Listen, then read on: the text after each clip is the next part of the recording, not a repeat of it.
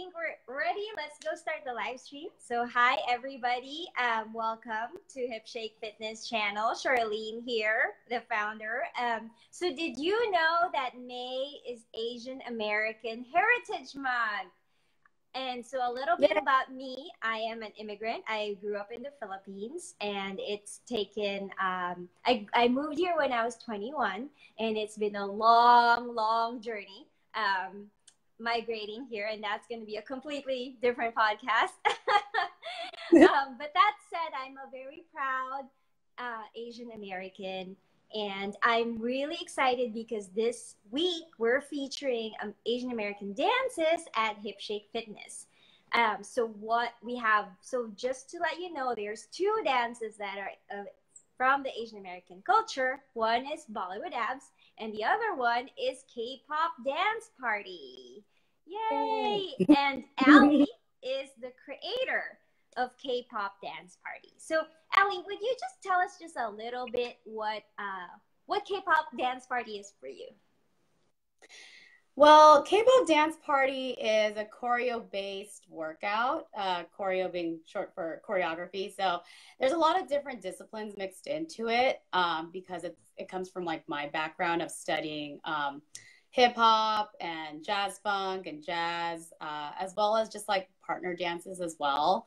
So it's a lot of different influences in one. And what brings it together is just we're dancing to the genre of K-pop.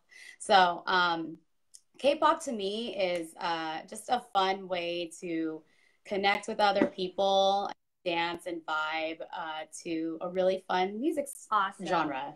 Awesome. For me, guys, I just want to tell you, whenever I dance to Ali's workouts, I feel like I'm gonna be in a K-pop music video. You know, with like it's pretty fierce. It's kind of like a lot of different combo, and I don't understand the words in the background, but still, I feel really good. So thank you, Ali. Thank you for being here. Thank you for being our K-pop dance party instructor. We love having you. We love having you as an instructor. You've been such a good, you bring such good energy and such good light to our platform. So I really appreciate that. So today we really just we want to talk about you, your background. Could you tell us how you got started in dance?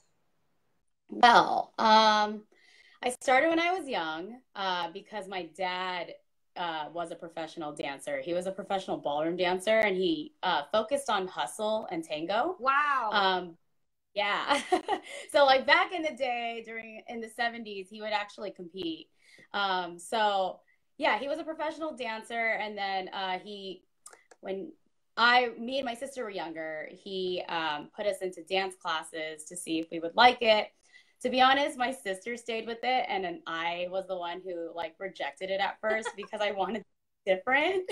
Like I just didn't want to be the same as like my sister. I guess it was like a little competitive vibe. Yeah. So so was it ballroom dance that you guys were being taught? No, he just put us in like regular like your studio dance, like ballet, jazz. Like we did all that. And like I remember my first recital, and I was just like, I don't want to do this anymore. And then like I tried doing sports for a bit, then I realized I sucked at everything. And then it wasn't until when I was in junior high, I joined my dance team, and that was what really like re-sparked it all for me because I enjoyed doing it, and I fell in love with dance again. And then from there, I went heavily back into dance. So aside from being on my dance team at school, I was like training hard at different studios. I did that through all my high school years, and then I took a break in college to focus on other things. So I started focusing on like my writing and like public speaking and other stuff. And then once I graduated from college, I went to Cal State Long Beach, go Beach.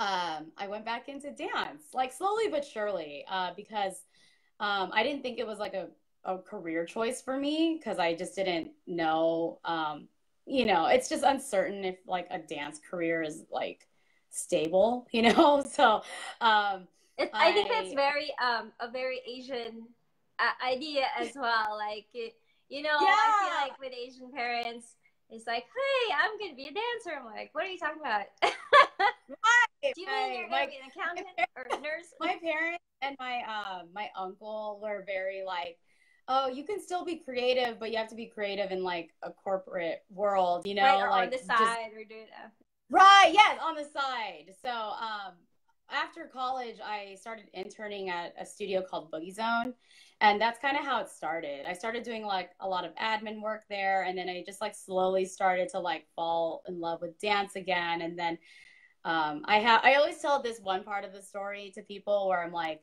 I remember I was working a corporate job, and this was like in 2014, and every day at that job, I was always Googling like dance agencies, and I was always Googling like auditions and like open calls, and then after a while, I was like, I don't know why I'm doing this. Like, I think I was just like, at first I was like, oh my, am I just entertaining the thought? Like, and then like one day it just clicked, and I was like, I have to quit like right now. And I did. I like made that like resignation letter like the day of, and I talked to my boss, and we had like a very open conversation about it, and it was really nice because she just knew. She was like, yeah, you're young, you're talented, go, you know. And I was like, okay, cool. So ever since then, I just didn't look back, and I've just been doing this ever and since. now you do dance full time. Yes. Oh my goodness, that's Yes. amazing. That's great. Thank you. Thank you. I know you're rocking it, and you know you're Oh, doing so thank you. good. And I know I always see a lot of your posts. Um, Thank yeah, totally. So tell us a little bit about being an Asian American in the dance fitness industry. I mean, I know there's a lot of talk about diversity and all that, but really, what is it? What is it like?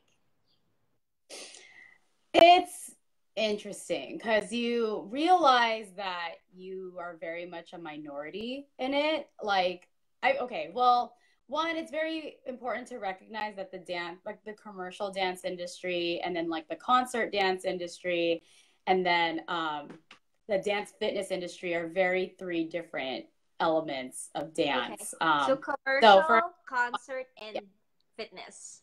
That's kind of the fitness, yeah. three. Okay.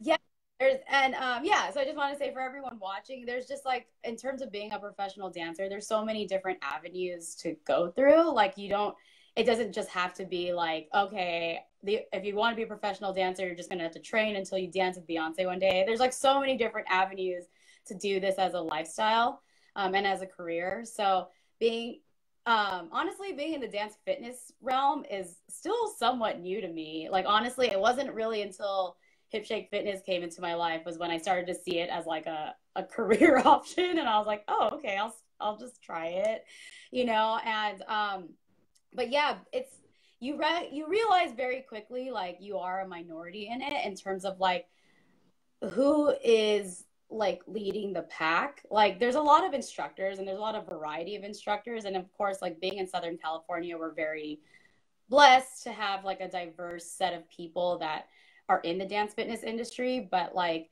in terms of like I would say like leaders in the movement, it is very like, you know, a specific type of person. And so when you say when with Asian Americans, it's very rare to like see someone very successful at like the top of that industry. I mean, honestly, the only one I could really think of is Cassie Ho with Pop Pilates, you know, and like Yeah.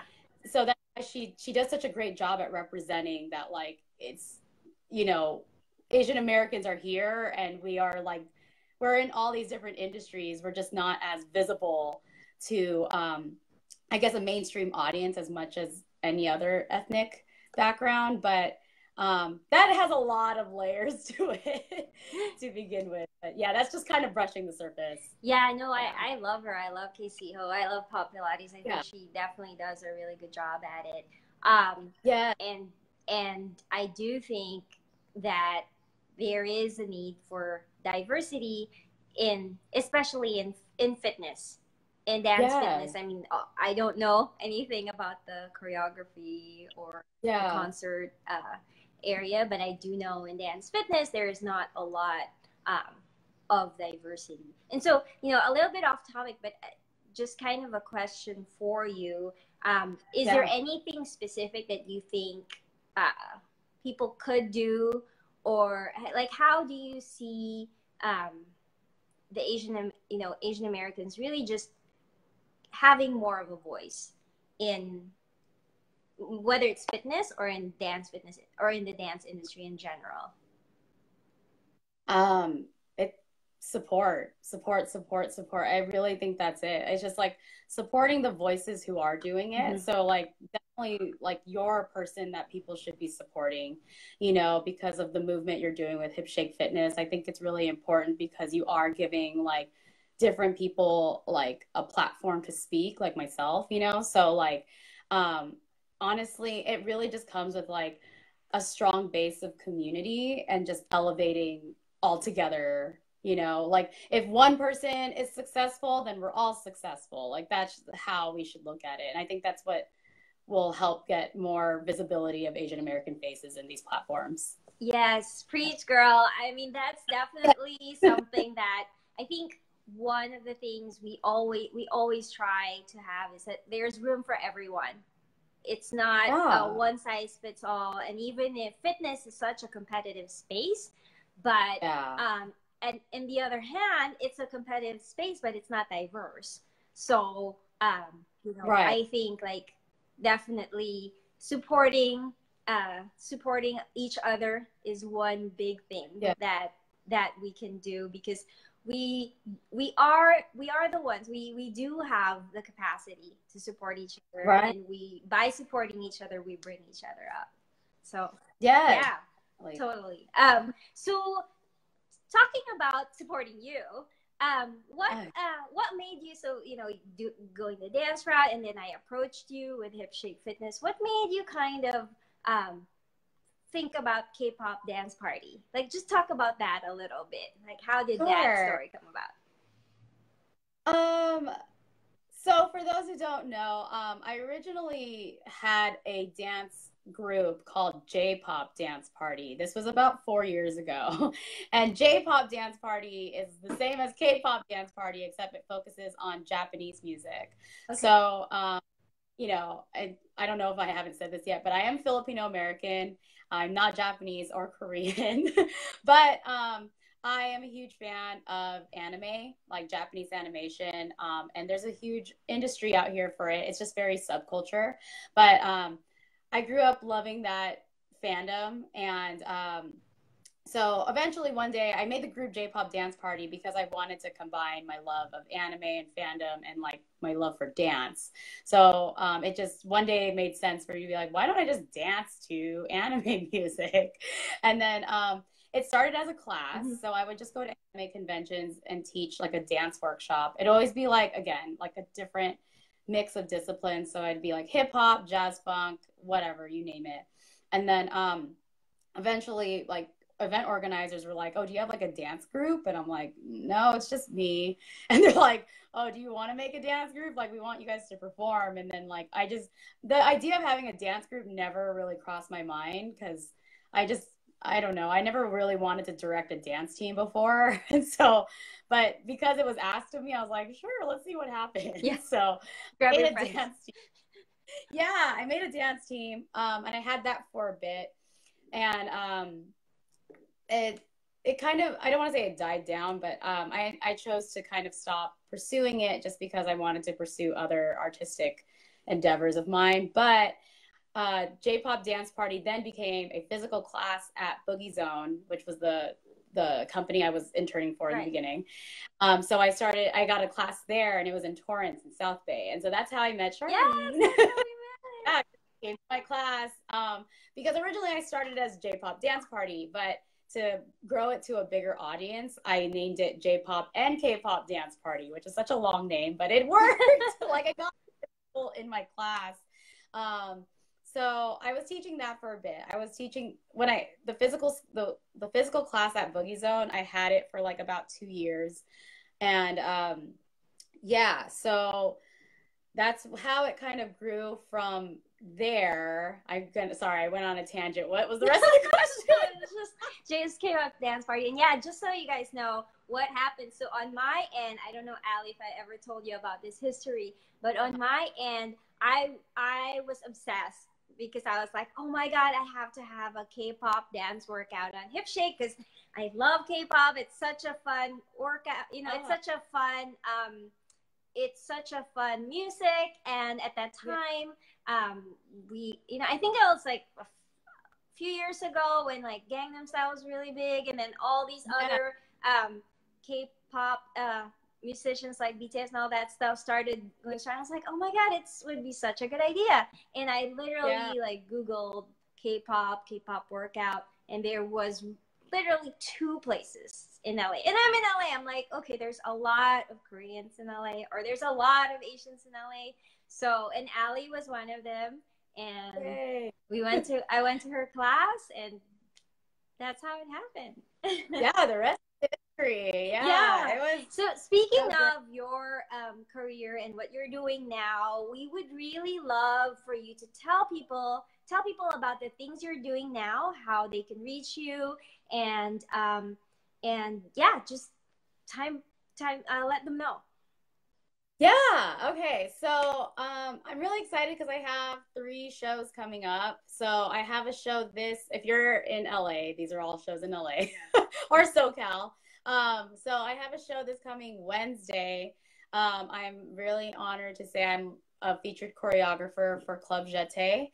Club Jeté is a dance industry showcase in West Hollywood. It's always the 3rd Wednesday of every month. And it's produced by the talented Tiffany Billings. So I've performed for the Club Jeté in the past multiple times as a dancer, but this is my first time really showcasing my work. So I'm very excited. So that's happening this Wednesday. It's at Rage in West Hollywood. Oh, nice. Yeah. Rage.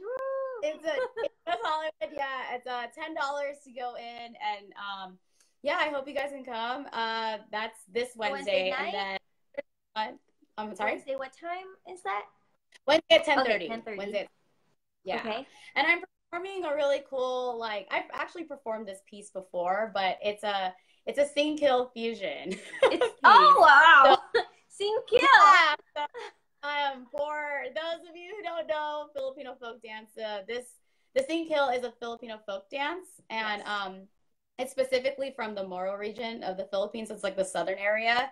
And it's a really cool folk dance. So I would highly advise you to watch the folk dance first, because my version is like a fusion. So that's not the actual version. I'm just adding a lot of different like hip hop, Vogue, whacking elements to it. So that's like not the real one. Guys, but yeah. Kill is like tinikling, but to the next level.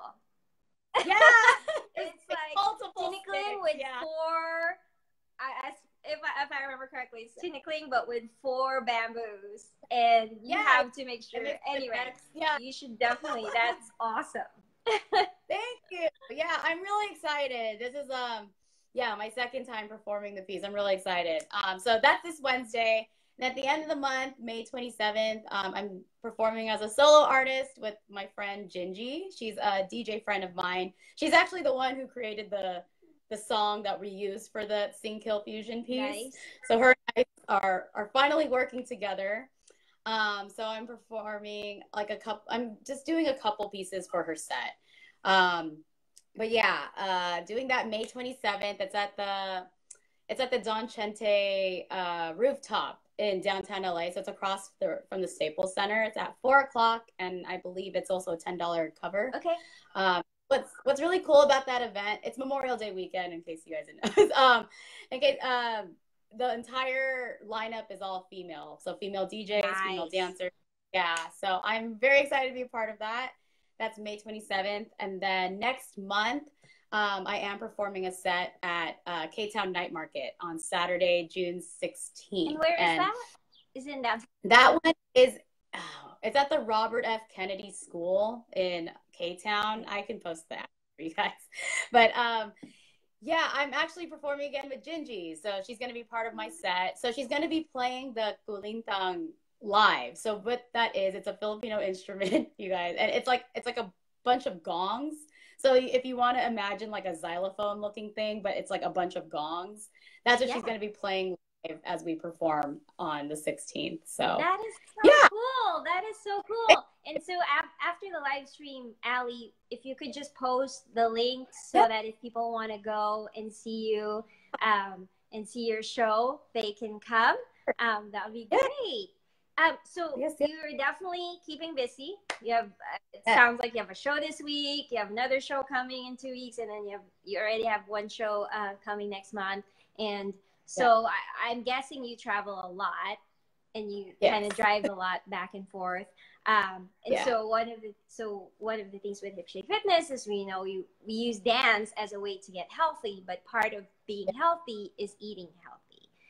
So Yes. in I mean, for me personally, I feel like it's really 70-30 rule, where it's like actually 70% eating, 30%, is actually working out. Yeah. So Yeah. how do you stay healthy when you're driving around, going around different places, dancing all? I'm sure you have a lot of practices and all that stuff. Yeah. Yeah, honestly, it is hard. So for anyone watching that's like, also on the go a lot, and then they find it hard to be like, well, I don't know when to eat. It is difficult. I would honestly say it's like you have to discipline yourself, because like, especially if you're like actively moving all the time, not just from like place to place, but like what you're doing at that space is like moving there too. Like your body is consistently burning like carbs all the time, so you have to keep feeding it. And I think that is the struggle. But what I do personally is like, I do meal prep, and I make sure that I like eat that throughout the day. Like I have to have that with me.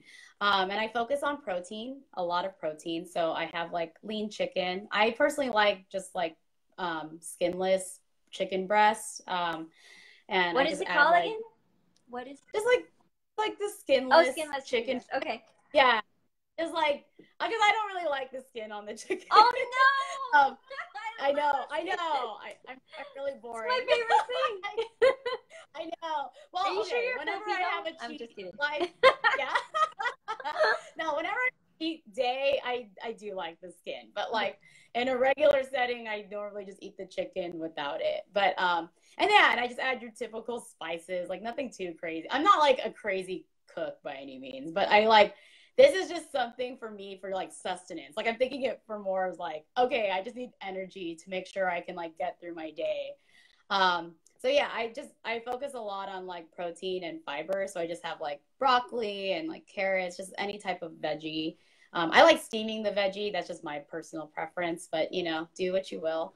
And yeah, drink a lot of water. That's obviously like I tell my students this all the time. I'm like, drink water, and like I end up sounding like a broken record to a lot of people, but it's true. Like a lot of times when people start to feel fatigued when they're like running around all day and it's like a 12-hour day of you working a long event or like whatever, driving around town, and like they're starting to feel like dizzy and out of it, it's honestly because you don't have enough water. And so like just drink water. My go-to snack when I'm just like running around and I don't have time to eat like a hot meal or whatever is just like I have granola bars. I personally, that's just my thing. Like granola bars and cuties, Little like the little curious, small yeah. cuties and granola bars are like my go-to because they're just so easy. They're travel size. Right. Like I don't have to worry about like putting it in like a cooling lunch bag. Like it's just there, right? And so, do you meal yeah. prep before, like in the morning or on Sunday? Like, how does that? Yeah. How do you do that? Yeah, I try to meal prep on Sunday because Sunday is my like free day. Okay. But if I don't do it on a Sunday, then yeah, I try to wake up early the following day, like Monday, to do it.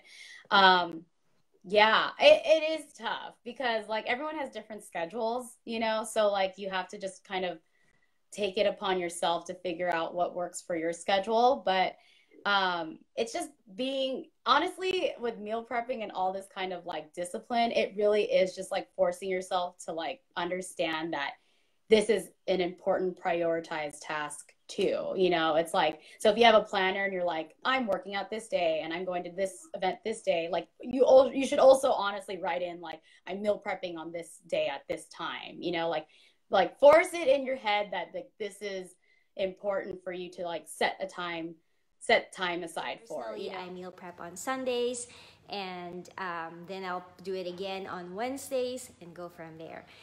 So unfortunately, Ali is not in my live viewer list anymore, but thank you so much, you guys, for watching. I really, really appreciate having you here.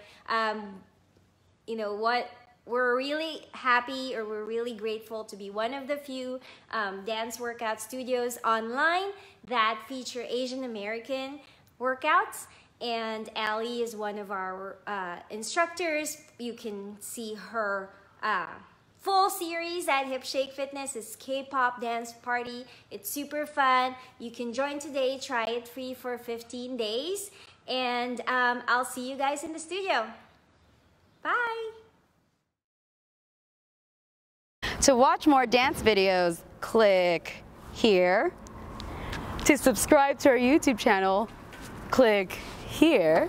And to join our virtual dance studio, click here.